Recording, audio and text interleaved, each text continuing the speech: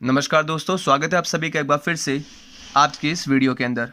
जैसे कि हम आज की इस वीडियो के अंदर जो क्लास 10th का जो सीबीएसई क्वेश्चन पेपर है 2019 का, उसका पार्ट सेकंड हम करने वाले हैं। पार्ट 1 की जो लिंक है मैं यहाँ पर डिस्क्रिप्शन में भी दे दूंगा और ऊपर आई आइकन पे भी दे दूंगा, तो आप वहाँ से भी उसको चेक ज़रूर करिएगा, जिसके अंदर सेक्शन ए और सेक्शन बी के जितने भी क्वेश्चन है 2019 के सीबीएसई के पेपर के, जो कि मैथ्स का पेपर है, तो वो सारे क्वेश्चन हमने वहाँ पर सॉल्व किए। अगर आपको किसी भी क्वेश्चन में किसी प्रकार का डाउट हो तो आप कमेंट सेक्शन में ज़रूर बताइएगा, ताकि हम उस पर फिर से वर्क कर सके और आपको मैं वो क्वेश्चन फिर से बता सकूँ। तो आज की इस वीडियो में हम सेक्शन सी की बात करेंगे। तो इसी के साथ चलिए शुरू करते हैं आज का हमारा ये वीडियो।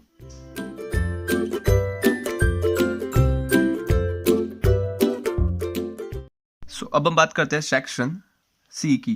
तो उसके अंदर जो 13 क्वेश्चन है वहाँ से हम स्टार्ट करेंगे, बिकॉज हम सेक्शन ए के और बी के क्वेश्चन ऑलरेडी देख चुके हैं। तो सबसे पहला क्वेश्चन ये है कि prove that 2 + 5√3 is a irrational number given that √3 is an irrational number. यानी कि ये हमें गिवन है, इसे हमें प्रूव करना है। तो जब भी इस टाइप के क्वेश्चन पूछे जाते हैं तो वहाँ पर हमें कॉन्ट्राडिक्ट स्टेटमेंट जो है वो लेके चलना रहता है, ताकि हम उसको फॉल्स प्रूव कर सके। तो यहाँ पर भी मैं कुछ ऐसा ही कर रहा हूँ कि मैंने सबसे पहले लेट किया कि ये जो है वो किसी भी एक ए के इक्वल है, और ये जो ए है वो एक रेशनल नंबर है। यहाँ पे हमें प्रूव इरेशनल करना है, बट कॉन्ट्राडिक्ट में मैं इसको रेशनल लेके चल रहा हूँ।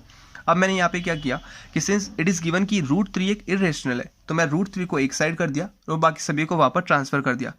बिकॉज मुझे ये दोनों अगर इक्वल है तो यहाँ पर ये इरेशनल प्रूव हो जाएगा, बट यहाँ पे प्रूव हमें ये करना है कि ये इरेशनल है। तो चेक करते हैं कि यहाँ पर √3 एक ऑलरेडी गिवन है कि इरेशनल है, which is equal to this. But यहाँ पर अगर आप इसको ध्यान से चेक करेंगे तो ये P/Q के फॉर्म में दे रखा है, और P/Q क्या होता है, एक रेशनल होता है। यानी कि ये और ये एक दूसरे को कॉन्ट्राडिक्ट कर रहे हैं, लेफ्ट हैंड साइड और right hand side, which means ये जो हमने स्टेटमेंट लिखा है वो एक फॉल्स स्टेटमेंट है। तो इसीलिए हम ये कह सकते हैं कि ये जो है वो रेशनल नहीं है, बल्कि एक इरेशनल है। इस टाइप से हम इसको प्रूव करेंगे। इसी के अंदर जो सेकंड क्वेश्चन था वो using Euclid algorithm find the HCF of 2048 and 960। यानी कि हमें इन्हें इन दोनों का जो है HCF फाइंड करना है। तो यहाँ पर जो यूक्लिड है उन्होंने जो है वो इससे सिंपली डिवाइड करके इसको चेक किया है कि सबसे पहले हम इसको डिवाइड कर लेते हैं और उसके बाद इसका सोल्यूशन यहाँ पे लिख लेंगे। तो यहाँ पर 960 को मैंने 2048 से डिवाइड किया, जो कि 2 टाइम्स यहाँ पर 1920, जो कि रिमाइंडर आया 128। अगेन इसको हम 960 को 128 इसके रिमाइंडर से डिवाइड करेंगे, जो कि आया 64। अगेन इसको इसके रिमाइंडर से डिवाइड करेंगे, जो कि आएगा यहाँ पे 2। तो अब हम यहाँ पे इसको सिर्फ सिंपली पुट कर देंगे। सबसे पहले 204, 960 को 2 + 128, उसके बाद में 960 को लिया तो 128 × 7 + 64, 60, उसके बाद में 128 को लिया 64 × 2 + 0। तो जब यहाँ पे 0 आ जाएगा तो वो उसी केस के अंदर जो लास्ट डिजिट रहेगी वही हमारा यहाँ पर HCF रहेगा इन दोनों नंबर का। तो ये था क्वेश्चन नंबर 13। क्वेश्चन नंबर 14 जो है वो भी और के अंदर पूछा गया था, यानी कि इसमें 2 क्वेश्चन थे, तो हम एक एक करके दोनों को सॉल्व करेंगे। तो जो सबसे पहला क्वेश्चन था वो कुछ इस टाइप से है कि 2 right triangle ABC and DBC are drawn on the same hypotenuse BC on the same side of triangle. So if BC and BD intersect at P, prove that AP into PC is equal to BP into DP. यानी कि सबसे पहले figure को समझेंगे हम कि 2 triangle ABC and triangle DBC are drawn on the same hypotenuse that is BC। यानी कि यहाँ पर जो है क्वेश्चन में थोड़ी सी मिस्टेक है। क्वेश्चन सही है कि 2 राइट ट्राइंगल ABC, मैं इसको आपको यूजुअली ही ऐसे ही समझा देता हूँ कि यहाँ पर। तो क्वेश्चन नंबर 14 जो है उसमें भी 2 पार्ट है, यानी कि और में एक क्वेश्चन था, या तो आपको ये अटेंड करना है या फिर आपको ये अटेंड करना है, जो दूसरा वाला भी हम इसके बाद करने वाले। तो क्वेश्चन कुछ इस टाइप से कि 2 right triangle ABC and DBC are drawn on the same base BC। यानी कि यहाँ पर क्वेश्चन में जो है थोड़ी सी मिस्टेक है, मैं आपको इस डायग्राम को ऐसे ही समझा दे रहा हूँ कि 2 ट्राइंगल ABC एंड DBC, इन दोनों ट्राइंगल को सेम बेस BC पे ड्रॉ किया गया। Then if AC and BD, यानी कि ये AC और ये BD दोनों एक दूसरे को इंटरसेक्ट करिए एट पॉइंट P, देन हमें ये प्रूव करना है कि जो AP है, जो कि इस ट्राइंगल की APB की AP इंटू PC, यानी कि इस ट्राइंगल की ये वाली, इज इक्वल टू BP, यानी कि इस ट्राइंगल की ये साइड BP इंटू DP, यानी कि इस ट्राइंगल की ये साइड इसके इक्वल है। तो इसको प्रूव करने के लिए हमें ये प्रूव करना है, मैंने यहाँ पर जो है वो इसको एक्चुअल में क्या किस टाइप से हम इसे प्रूव करेंगे वो यहाँ पर मैंने लिख दिया है। अब हम सबसे पहले 2 ट्राइंगल लेते हैं APB and triangle DPC। Why? Because यहाँ पे हमें जिस ट्राइंगल की साइड प्रूव करनी है तो हम इन दोनों ट्राइंगल को ही लेना पड़ेगा। तो सबसे पहले अगर आप चेक करेंगे तो angle A and angle D ये दोनों 90 डिग्री है, बिकॉज क्वेश्चन में ऑलरेडी गिवन है कि टू राइट ट्राइंगल, तो यहाँ पर ये राइट ट्राइंगल है, इसलिए ये दोनों एंगल मैंने ले लिया 90 degree and A P B will be equal to D P C, vertically opposite angle. तो ये दोनों एंगल इक्वल है। तो सिमिलरिटी की जो प्रॉपर्टी रहती है उसमें आपको अगर दो एंगल आपने सिमिलर प्रूव कर दिए, that is angle to angles are similar, तो वो दोनों ट्राइंगल क्या हो जाते हैं, सिमिलर हो जाते हैं। तो अगर दो ट्राइंगल सिमिलर है तो थ्योरम के अकॉर्डिंग दोनों ट्राइंगल की जो एक एक साइड है यानी कि A P upon D P will be equal to B P upon C P. तो मैंने यहाँ पर ये दोनों को लिख लिया, क्रॉस मल्टीप्लाई करेंगे तो ये हमारा हेंस प्रूफ हो जाएगा। तो ये था क्वेश्चन नंबर 14 का। अब इसके अंदर जो और में क्वेश्चन पूछा गया था वो हम देख लेते हैं। क्वेश्चन कुछ इस टाइप से कि diagonal of a trapezium P Q R S intersect each other at point O, P Q is parallel to R S and R Q is equal to 3 time R S, find the ratio of area of triangle P O Q and R O S. तो इस question के अंदर भी हमें diagram बनाना पड़ेगा जो कि एक ट्रेपेजियम का रहेगा जिसके अंदर 4 साइड दे रखी है पी क्यू आर एस। तो देखते हैं कि इस क्वेश्चन का डायग्राम किस टाइप से बनेगा। इसका जो डायग्राम है कुछ इस टाइप से बनेगा। सबसे पहले मैंने एक ट्रेपेजियम बनाया पी क्यू आर एस जिसमें दोनों डायगोनल एक दूसरे को ओ पॉइंट पे इंटरसेक्ट कर रही है। तो यहाँ पर हमें सबसे पहले ये प्रूव करना है कि जो एरिया है किस ट्राइंगल का, पी ओ क्यू का एंड आर ओ एस यानी कि इस ट्राइंगल का और इस ट्राइंगल का, इन दोनों ट्राइंगल का जो रेशियो है वो हमें फाइंड करना है। तो सबसे पहले हम चेक करेंगे कि यहाँ पर अगर मैं चेक करूँ कि ये लाइन और ये लाइन ट्रेपेजियम के अंदर हमेशा पैरेलल होती है, तो यहाँ पर angle S will be equal to angle Q and angle R will be equal to angle P. तो मैंने यहाँ पे लिख दिया कि एंगल पी एंगल आर के इक्वल है and angle Q angle S के इक्वल है। दोनों कौन से एंगल है, ऑल्टरनेट इंटीरियर एंगल। तो ये दोनों ऑल्टरनेट इंटीरियर एंगल है, तो मैंने यहाँ पर दोनों को एक दूसरे के ऑपोजिट लिख लिया। अब यहाँ पर जब दो एंगल्स इक्वल होते हैं तो जो सिमिलरिटी की प्रॉपर्टी है ट्राइंगल की, उससे मैं कह सकता हूँ कि ये दोनों ट्राइंगल यानी कि दिस एंड दिस ये क्या हो जाएंगे, एक दूसरे के सिमिलर हो जाएंगे। और जब ट्राइंगल सिमिलर होते हैं तो वहाँ पर अगेन एक थ्योरम यूज होती है कि दोनों ट्राइंगल के जो एरिया का जो रेशियो है वो उनकी साइड के स्क्वायर के इक्वल होता है। यानी कि जो पी ओ क्यू और आर ओ एस इन दोनों ट्राइंगल का जो रेशियो होगा, जैसे कि इसकी साइड मैंने ले ली पी क्यू और इसकी साइड मैंने ले ली आर एस, तो इन दोनों का जो रेशियो होगा उसके स्क्वायर के इक्वल होता है। अब हम बात करते हैं यहाँ पर कि क्वेश्चन में हमें एक और जो है वो यहाँ पर हिंट गिवन है कि जो पी क्यू है वो 3RS के इक्वल है, which means P Q upon R S का जो रेशियो है वो है 3:1 और यही हमें यहाँ पे पुट करना है ताकि हम इन दोनों का रेशियो फाइंड कर सके। तो मैंने यहाँ पे पुट किया 3:1, स्क्वायर करूंगा तो 9:1, यानी कि इन दोनों का रेशियो आ गया फाइनल 9:1। तो ये था हमारा क्वेश्चन 14 के अंदर जो और वाला पार्ट था वो वाला। अब हम बात करते हैं क्वेश्चन नंबर 15 की, जो कि सेक्शन सी के अंदर ही आता है। क्वेश्चन 15 जो है वो कुछ इस टाइप से, उसका फिगर कुछ इस टाइप से बनेगा। इसमें दे रखा है कि ये P Q and R S are two tangent which is parallel tangent to the circle with centre ओ।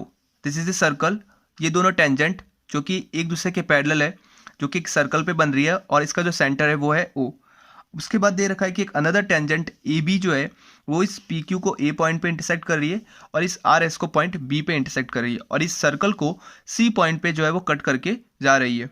हमें यहाँ पे ये प्रूव करना है कि ये जो एंगल बन रहा है यहाँ पर ए ओ बी, ये एंगल जो है वो 90 डिग्री है। तो हमने यहाँ पे कुछ कंस्ट्रक्शन किया कि ओ सी को ज्वाइन कर दिया, ओ डी को ज्वाइन कर दिया एंड ओ ई को ज्वाइन कर दिया। अगर हम यहाँ पे ये प्रूव कर दे कि angle second plus angle third in दोनों का जो सम है वो 90 डिग्री है, तो यहाँ पर हमारा ये क्वेश्चन प्रूव हो जाएगा। तो उसके लिए हमें सबसे पहले इन दोनों ट्राइंगल को लेना पड़ेगा, यानी कि A O C and A O D. Again हम B O C and B O E इन दोनों ट्राइंगल को सिमिलरिटी या फिर कॉन्ग्रुएंट प्रूव करके इसको सॉल्व करेंगे। तो सबसे पहले चेक करेंगे अगर ओ बी एंड ओ सी वो दोनों साइड जो है वो इक्वल है। क्यों? क्योंकि एक सर्कल की रेडियस है। ओ ए जो है वो इसके अंदर कॉमन है। हम चाहे तो यहाँ पर A D is equal to A C भी ले सकते हैं, या फिर हम चाहे तो ओ डी ए एंड ओ सी ए ये वाला एंगल भी ले सकते हैं, क्योंकि ये वाला जो एंगल है वो दोनों 90 डिग्री होंगे। यानी कि कोई भी टेंजेंट किसी भी सर्कल के सेंटर से जब जाती है तो वहाँ पर जो एंगल बनाती है वो बनाती है 90 डिग्री का।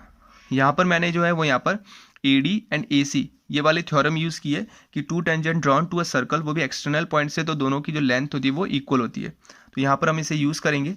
मैंने तीनों पॉइंट लिखे। अब यहाँ पर एस एस एस, तो साइड से ये दोनों ट्राइंगल कॉन्ग्रुएंट, अगर दो ट्राइंगल कॉन्ग्रुएंट हो जाते हैं तो हम कह सकते हैं कि एक ट्राइंगल का जो एंगल होगा वो अनदर ट्राइंगल के एंगल के इक्वल होगा। सिमिलरली हम इन दोनों ट्रायंगल में भी सेम रूल लगाएंगे और एंगल 3 एंड एंगल 4 को एक दूसरे के इक्वल यहाँ पे शो कर देंगे। अब यहाँ पर एक और प्रॉपर्टी यूज हो रही है कि यहाँ पर ये एक स्ट्रेट लाइन है, यानी कि जो डी ई है वो एक स्ट्रेट लाइन है। तो किसी भी स्ट्रेट लाइन पर बनने वाले जो 4 एंगल्स होते हैं उनका सम, या फिर कितने भी एंगल्स हो उनका सम हमेशा होता है 180। तो यहाँ पर अगर हम चेक करें तो angle 1, angle 2, angle 3 and angle 4, इन सभी का जो सम होगा वो होगा 180 डिग्री। सिंस हमने ऑलरेडी प्रूव किया है कि फर्स्ट एंड सेकेंड से कि एंगल 1 एंगल 2 इक्वल है, तो मैं दोनों एंगल को सिमिलर लिख सकता हूँ। एंगल 3 एंगल 4 के इक्वल है, तो इन दोनों एंगल को भी सिमिलर लिख सकता हूँ, जो कि हो जाएगा 180 डिग्री के। दोनों दो बार रिपीट हो रहे, तो मैंने 2 टाइम्स लिख दिया, 2 को वहाँ पर 180 से डिवाइड करूंगा तो हो जाएगा 90, विच इज ऑल्टरनेटिवली हमें ये बता रहा है कि angle second plus angle third. और मैंने आपको यही बताया था कि अगर हम angle second plus angle third in दोनों को 90 डिग्री के इक्वल प्रूव करें तो वो हमारा AOB ही है, तो यहाँ पे हम लिख सकते हैं। तो ये था क्वेश्चन नंबर 15। अब हम बात करते हैं क्वेश्चन नंबर 16 की, जो कि कुछ इस टाइप से कि find the ratio in which the line x minus 3y divides the line segment joining the point. इन दोनों पॉइंट को ज्वाइन करने वाली एक लाइन, जिसमें ये जो लाइन है वो इसको इंटरसेक्ट कर रही है। हमें कोऑर्डिनेट्स फाइंड करने ऑफ पॉइंट ऑफ इंटरसेक्शन, यानी कि जिस पॉइंट पे ये लाइन इसको इंटरसेक्ट कर रही है उसके पॉइंट हमें फाइंड करने। तो देखिए कैसे बनाएंगे इस क्वेश्चन को और कैसे फिगर बनाएंगे इसका। हमने एक लाइन ड्रॉ कर दी AB, A पॉइंट के कोऑर्डिनेट दे रखे -2,5 एंड B पॉइंट के दे रखे 6,3। एक लाइन जो कि इसको P पॉइंट पे इंटरसेक्ट कर रही है उसकी इक्वेशन दे रखी है x माइनस 3y, यानी कि यहाँ के जो भी कोऑर्डिनेट्स होंगे वो इस लाइन को सेटिस्फाई करेंगे। इनडायरेक्टली हमें यही प्रूव करके यहाँ पर इनकी वैल्यू निकालनी है। तो हम यहाँ पर मैंने मान लिया, सबसे पहले लेट किया कि जो k/1 है वो ये लाइन इस लाइन को k/1 में डिवाइड करिए। तो मैंने सबसे पहले लाइन ले ली x माइनस 3y, इंटरसेक्ट करिए सेगमेंट जो कि इन दोनों के पॉइंट को ज्वाइन करने वाले k/1 के अंदर। तो P पॉइंट के कोऑर्डिनेट हम फाइंड करेंगे सेक्शन फॉर्मूला से, जो कि रहेगा m1x2 plus m2x1 m1 plus m2। y होता है m1y2 plus m2y1 m1 plus m2। तो यहाँ पर m1 क्या है k, और x2 जो है वो हमारा है 6, तो 6 इंटू के माइनस है तो 6 इंटू के माइनस 2 और m+1 यानी कि k+1। सिमिलरली ये हो जाएगा y कोऑर्डिनेट। अब ये दोनों पॉइंट इस लाइन की इक्वेशन को सेटिस्फाई करेंगे, तो हम यहाँ पर इन दोनों की वैल्यू पुट करेंगे, x की जगह x की और y की जगह इस y की। सॉल्व करेंगे हम इसको, तो यहाँ पर दोनों k+1 दोनों LCM सेम है, तो k+1 यहाँ पे 0 हो जाएगा। इसको सॉल्व करेंगे हमारे पास, तो k आएगा 13/3। तो यहाँ पर ये जो रेशियो होगा वो हो जाएगा 13/3। तो इस टाइप से हम क्वेश्चन 16 को सॉल्व करेंगे। अब हम बात करते हैं क्वेश्चन नंबर 17 की। क्वेश्चन नंबर 17 कुछ इस टाइप से कि इवेल्युएट करना है, ट्रिग्नोमेट्री का क्वेश्चन है। 3 sin 43 अपॉन cos 47 का whole square minus cos 37 cosec 93 tan 5 tan 25 tan 45 tan 65 tan 85। Question को देखिए घबराना नहीं है, बिकॉज बहुत ही ईजी क्वेश्चन है कि जब भी आपको इस टाइप के क्वेश्चन जो है बनते हैं और इन दोनों का सम अगर 90 हो जाता है तो वो क्वेश्चन हमारा बहुत ही ईजी हो जाता है। तो यहाँ पर हमें प्रॉपर्टी मालूम है कि cos को अगर मुझे साइन के अंदर फॉर्म करना है तो मैं लिख सकता हूँ कि cos 90 माइनस थीटा, यानी कि 90 माइनस 43 अगर करता भी हूँ तो भी वो 47 ही रहेगा, और cos को मैंने एज इट इज लिखा। अब यहाँ पे by property cos 90 minus theta जो होता है वो साइन के इक्वल होता है, तो यहाँ पर साइन थीटा तो 43 हो जाएगा साइन 43। तो 3 sin 43 अपॉन साइन 43, साइन 43 से साइन 43 रिड्यूस तो बचा 3 का स्क्वायर हो जाएगा 9। तो ये हमारा पार्ट था ये वाला। अब हम इस पार्ट की बात करते हैं, इसमें भी हम चेक करेंगे कि कहाँ कहाँ ऐसे पेयर बन रहे हैं जिनका सम 93 है। तो cos 37 cosec 53, अगर मैं इस 53 को 90 माइनस 37 लिखता भी हूँ तो भी ये सेम ही रहेगा, लेकिन cosec 90 माइनस थीटा जो होता है वो होता है sec थीटा के। तो मैंने लिख दिया sec थीटा, थीटा कितना है 37 डिग्री, तो जो कि हो जाएगा यहाँ पे sec 37। अब cos एंड sec एक दूसरे के इन्वर्स होते, तो ये रिड्यूस होकर के हो गए 1। अब बात करते इस वाले सेक्शन की। tan 45 की वैल्यू ऑलरेडी हमें मालूम है, तो हमने यहाँ पे रख दिया 1। tan 5 और tan 25 tan 65 tan 85, tan 5 को tan 5 रखा, tan 25 को tan 25 रखा। अब इसको और इसको चेंज करते हैं, बिकॉज यहाँ पर इसका और इसका सम 90 है तो ये दोनों एक दूसरे के पेयर होंगे, इसका और इसका सम 90 है तो ये दोनों एक दूसरे के पेयर होंगे। तो यहाँ पर लिख दिया 90 minus 25 90 minus 5 tan again 90 minus theta cot theta tan 90 minus theta cot theta. अब ये tan और ये tan एक दूसरे के इन्वर्स, ये tan और ये cot एक दूसरे के इन्वर्स। तो यहाँ पर ये दोनों रेड्यूस होकर के पूरा जो ये वैल्यू हो जाएगी वो हो जाएगी 1। 9 माइनस 1 इज इक्वल टू 8। तो ये था हमारा क्वेश्चन नंबर 17 और इसको इस टाइप से सॉल्व करेंगे। क्वेश्चन को देख के घबराना नहीं है कि ये हमने नहीं पढ़े, ये जो है वो सारे लॉजिक बेस्ड क्वेश्चन होते हैं जो कि इजीली सॉल्व हो जाते हैं। क्वेश्चन नंबर 18 के अंदर हमें एक फिगर दे रखा है और उस फिगर से मुझे शेडेड रीजन का एरिया निकालना है।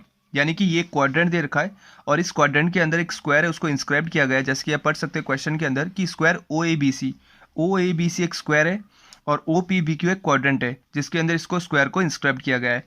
OA यानी कि स्क्वायर की साइड दे रखी है 15 सेंटीमीटर। अगर OA 15 है तो यहाँ पर चारों साइड स्क्वायर के अंदर इक्वल होती है और एंगल भी 90 डिग्री होता है। तो इसी से हम हेल्प से जो है इसकी रेडियस फाइंड करेंगे।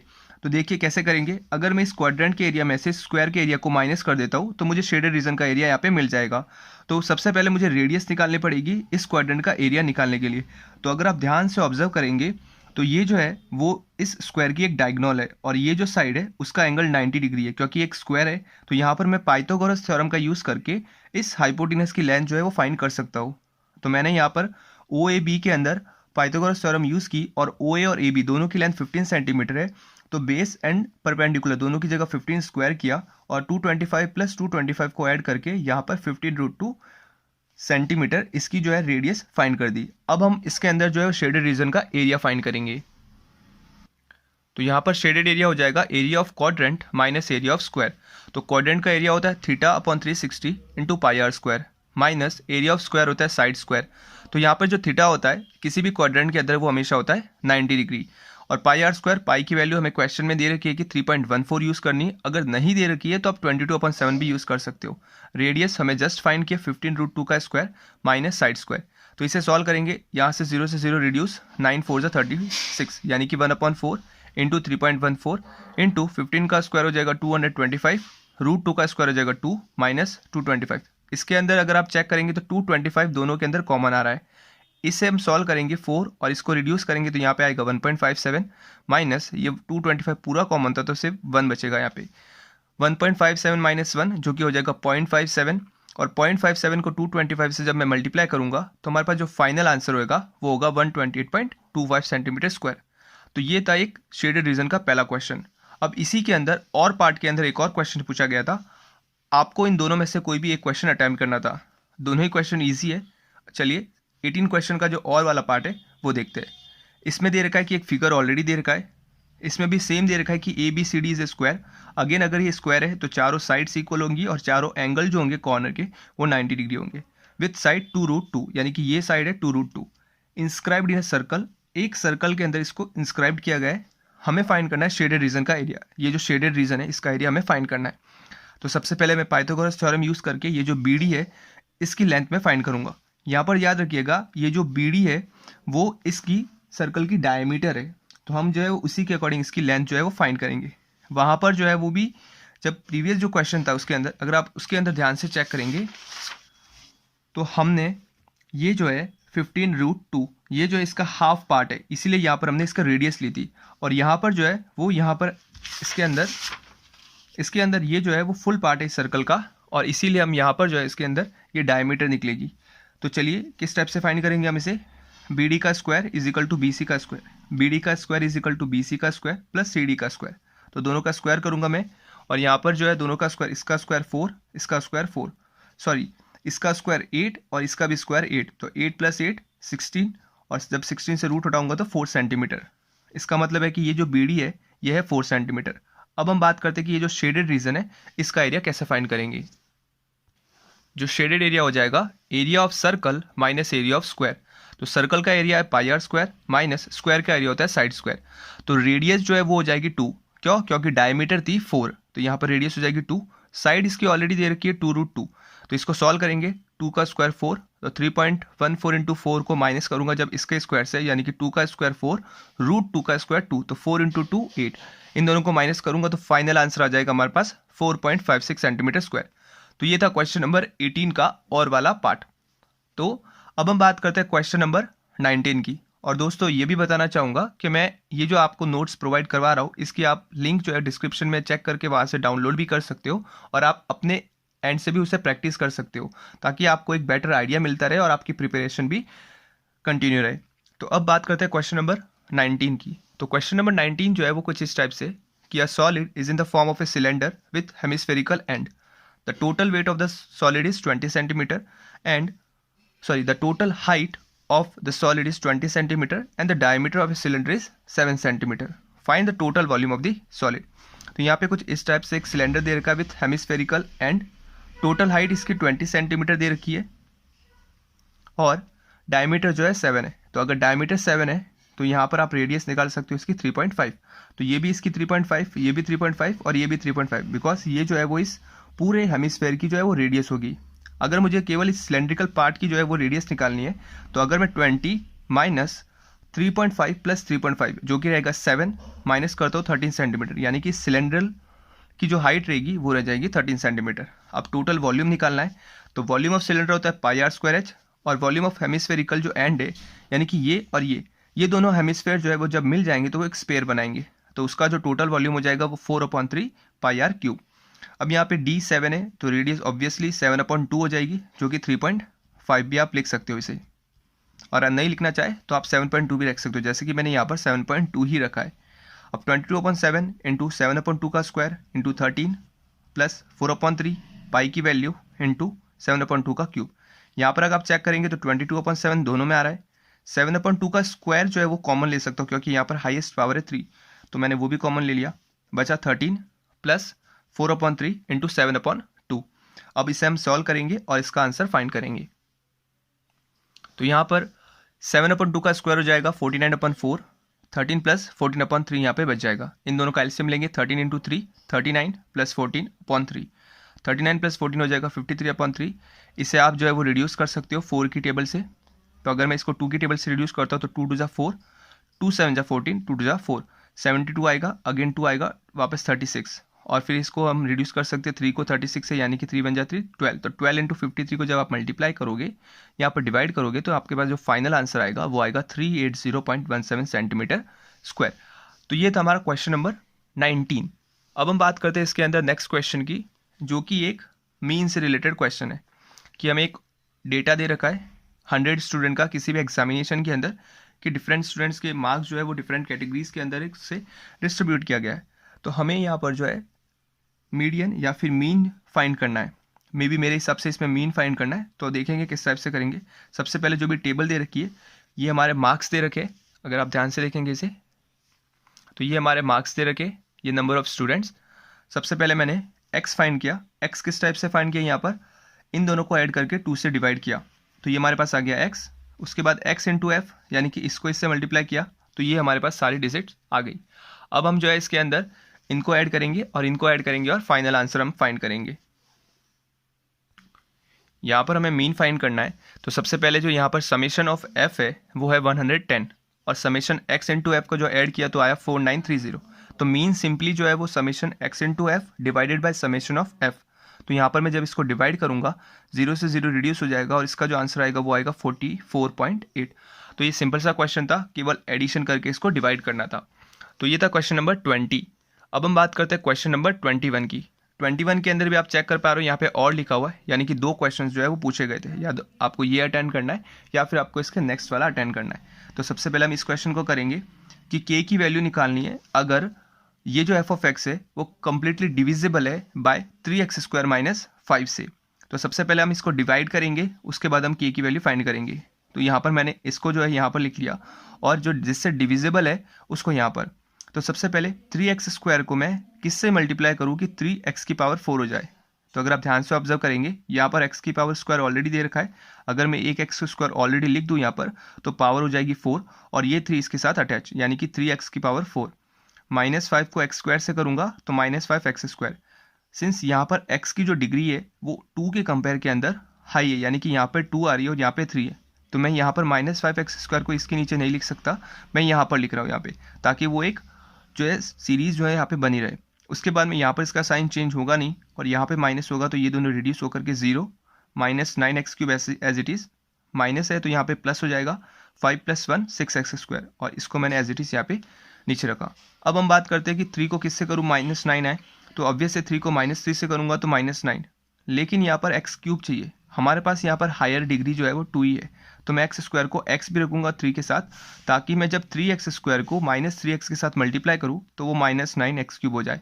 साइन चेंज होगा अगेन प्लस, ये रिड्यूस होकर के 0. -5 को 3 से करूँगा तो माइनस प्लस 15x अब अगेन इसका साइन चेंज होगा नहीं, इसका साइन चेंज होगा तो ये दोनों रिड्यूस हो जाएंगे 0 प्लस के। अब मैं 3 को किससे करूँ, 2 से करूँगा तो 3 2 जा 6 और एक्स स्क्वायर ऑलरेडी है तो 6x स्क्वायर माइनस 10। अब यहाँ पर साइन चेंज होगा माइनस का तो ये 0, यहाँ पर माइनस है तो यहाँ पर हो जाएगा प्लस के प्लस 10। अब यहाँ पे ये दे रखा है क्वेश्चन में कि ये इससे कंप्लीटली डिविजिबल है। इसका मतलब ये है कि ये के प्लस 10 0 के इक्वल कब होगा, अगर के की वैल्यू यहाँ पर क्या हो जाए -10, तो के की वैल्यू एक्जैक्टली क्या होगी -10, तभी ये क्या होगा इसके अंदर कंप्लीटली डिविजिबल। तो ये था क्वेश्चन नंबर 21 का। और वाला पार्ट अब हम देखेंगे इसके अंदर। जो और वाला पार्ट है वो कुछ इस टाइप से, write all the value of p for which the quadratic equation this has equal root. तो इक्वल रूट कब होती है, जब d जो होता है वो 0 के इक्वल होता है और d की वैल्यू क्या होती है b square minus 4ac is equal to 0। तो हमारे पास इक्वेशन जो है वो इस टाइप से गिवन है, x square plus p x plus 16 is equal to 0। यानी कि यहाँ पर जो a है वो है 1, b है वो है p और c है वो है 16। तो यहाँ पर d की वैल्यू निकालूँ सबसे पहले मैं अगर, तो वो हो जाएगी P square minus 4ac is equal to 0। इसको सॉल्व करूँगा 64 वहाँ पे जाएगा राइट हैंड साइड में और p को जब मैं स्क्वायर हटाऊंगा तो प्लस माइनस 8, तो ये हो जाएगा p is equal to plus minus 8। Now equation की वैल्यू अगर मैं बात करूँ तो ये है प्लस माइनस 8x प्लस 16। मुझे यहाँ पे p की वैल्यू निकालनी है। तो अगर आप इसे ध्यान से ऑब्जर्व करेंगे तो ये x प्लस 4 का ही स्क्वायर है, यानी कि a square plus b square plus 2ab। तो अगर मैं इसको ऐसे लिखूँ तो x प्लस माइनस 4 का whole square is equal to 0। अब सिंस दो स्क्वायर है तो एक होगी वैल्यू प्लस के अंदर, एक होगी वैल्यू माइनस के अंदर। तो ये वैल्यू कैसे आई वो भी मैं बता देता हूँ आपको कि x plus 4 is equal to 0 which means x is equal to minus 4।